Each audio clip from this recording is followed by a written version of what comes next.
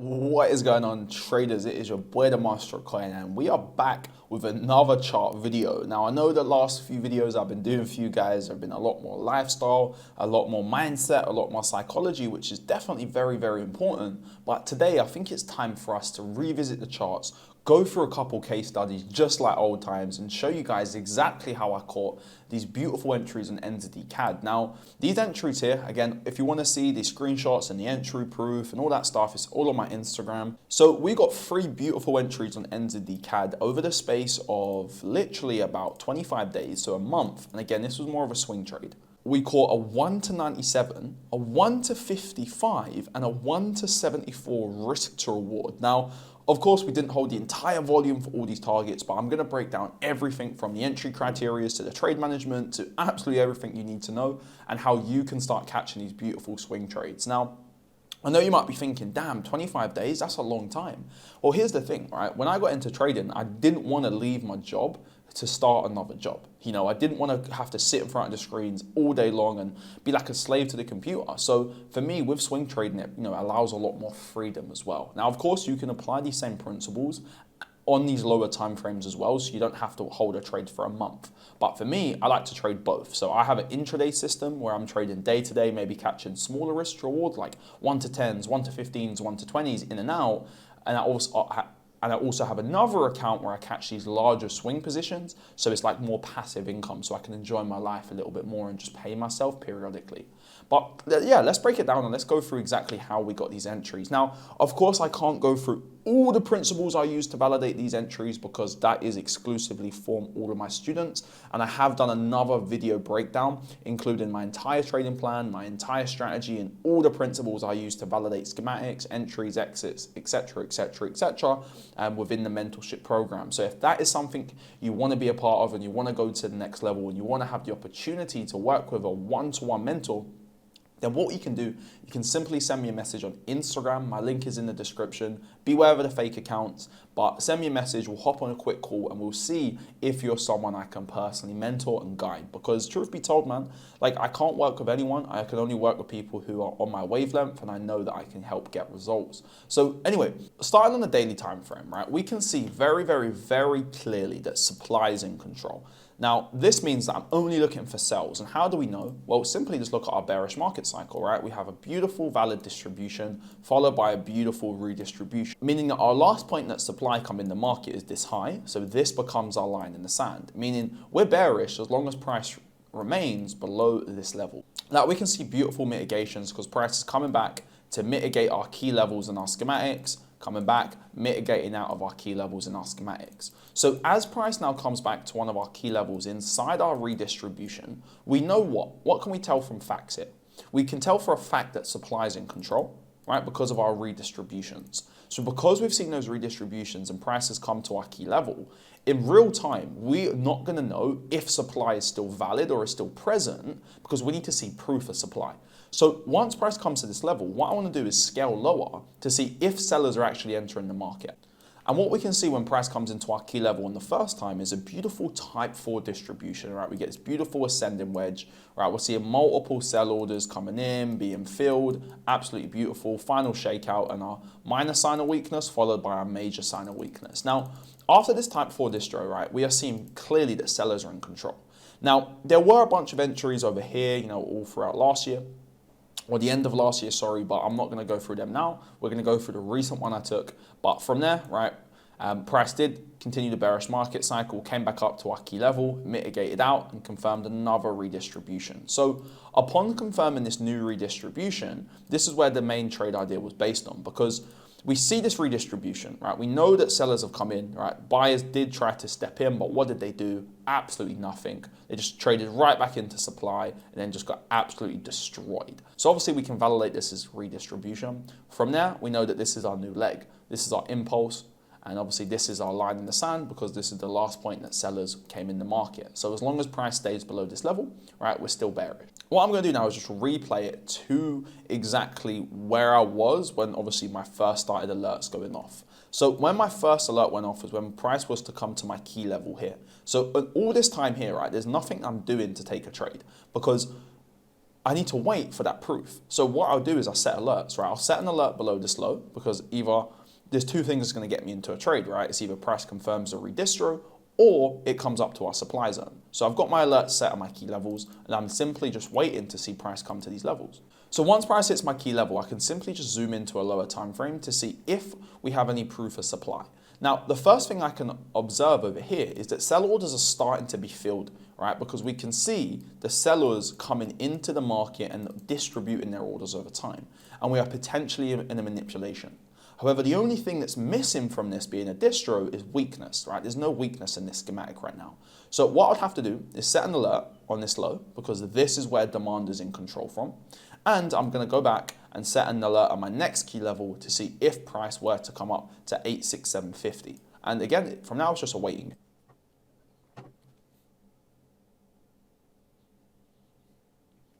Okay, so at this point, right, price has triggered our alert and confirming our sign of weakness on our distribution. So again, we can see all our different phases, right, come in, phase A, phase B, phase C, and now we get our phase D confirming our schematic is complete.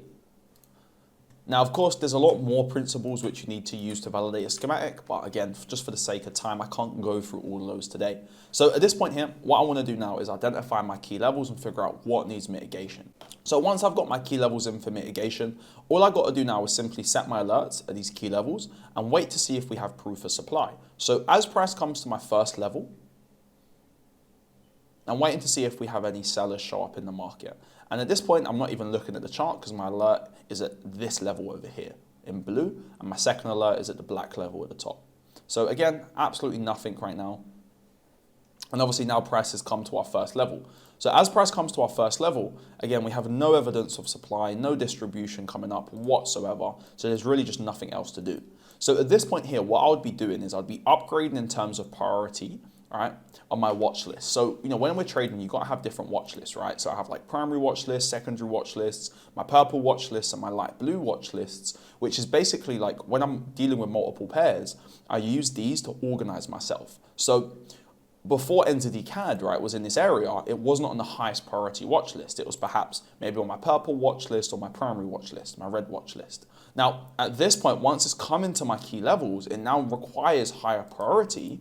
So it goes to my light blue list, whereas my lower time frame schematics I'm going to start seeing. So what I'm looking for now is obviously my lower time frame entry criteria, which just hasn't presented itself yet. And this is the key, man. You have to have a very clear entry criteria. You have to have a very clear model that you can replicate, because once you've got that model that you can replicate, you can validate, you can invalidate, it removes a lot of the guesswork, it removes a lot of the noise, you know, from the markets.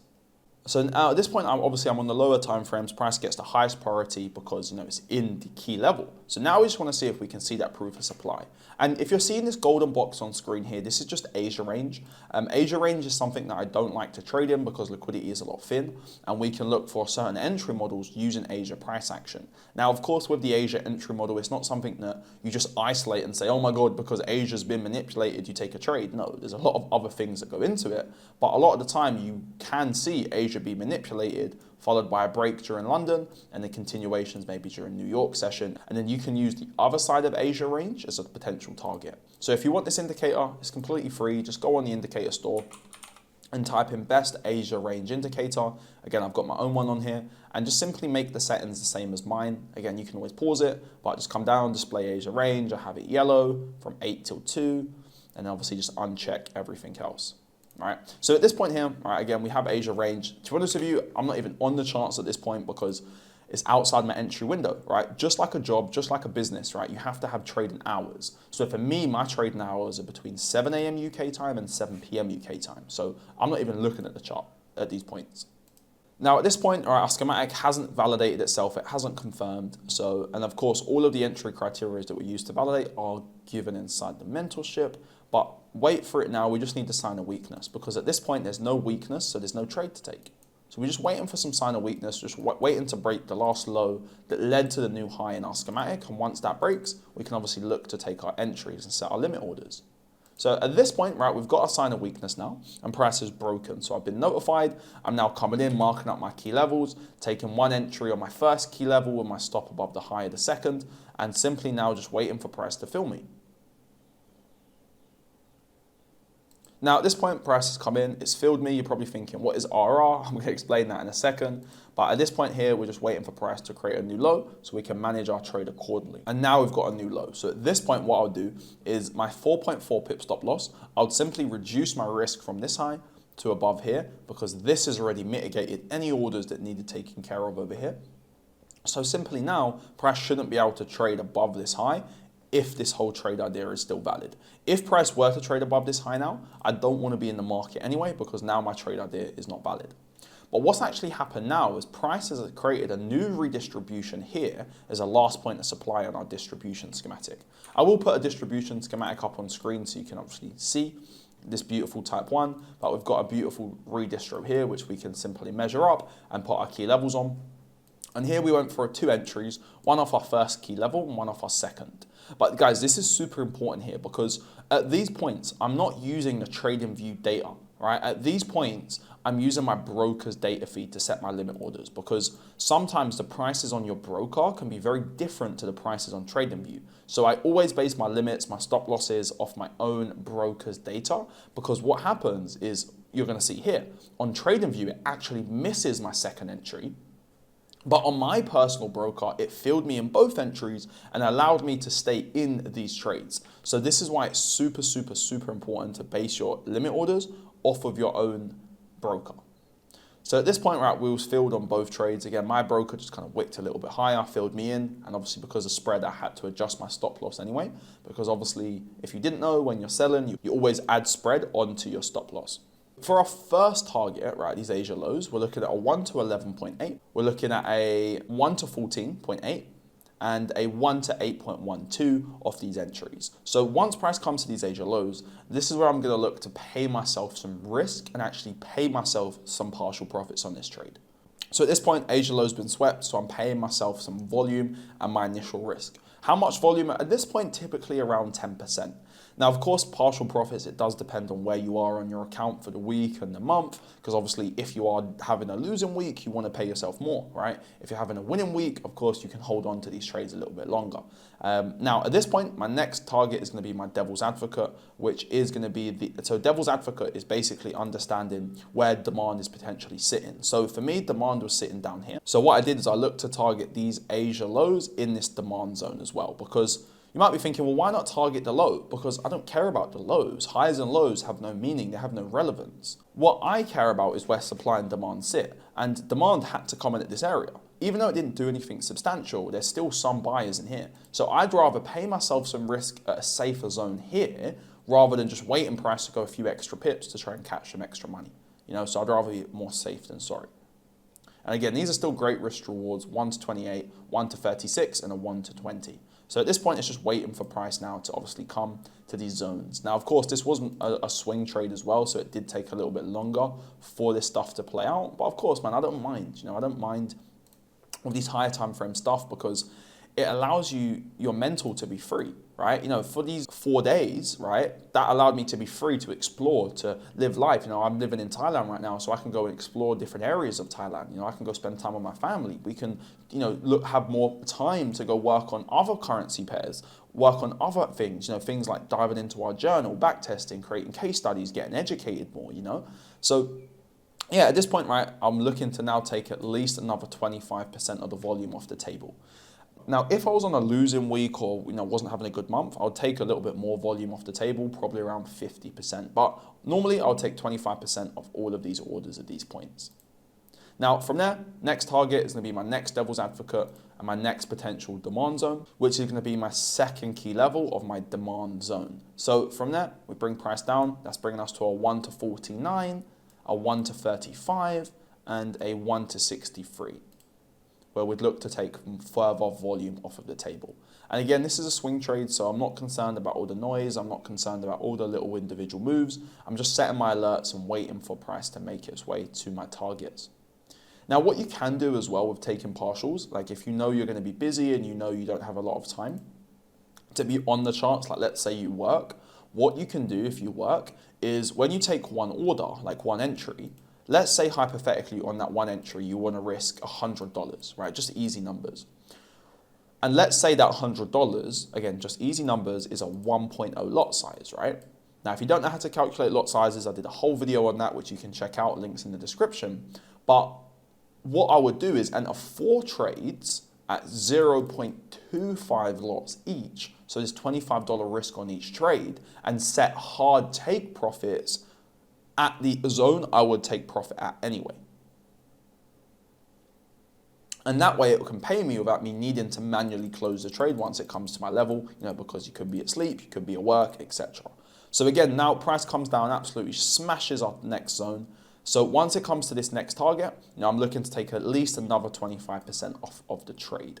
Now, again, depending on where you are for the month, depending on where you are, you may take more or less.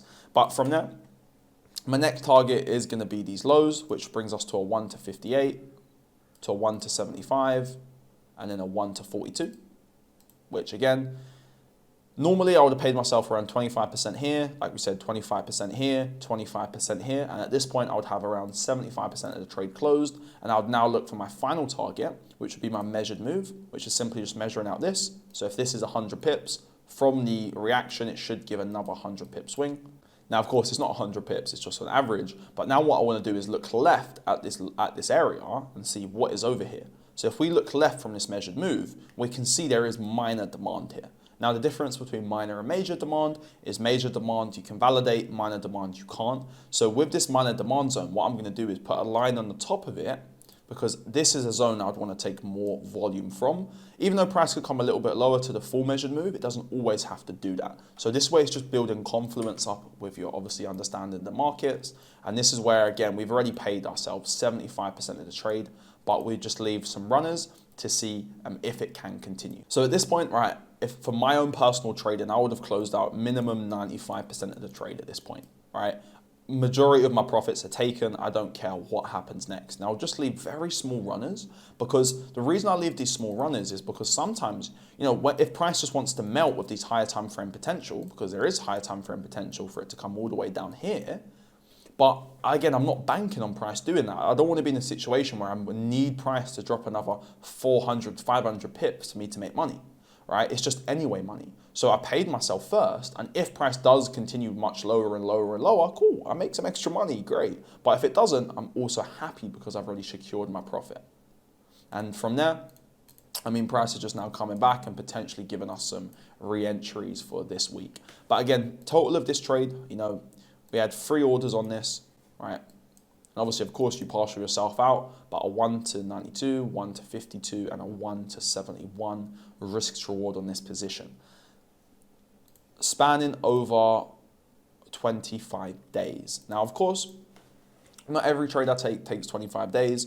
Some trades were in and out in the same session. Some trades were in and out on the same day. Some trades were in and out the next day, the next week. Again, it all depends on what the market is providing and what system I'm trading on my personal account.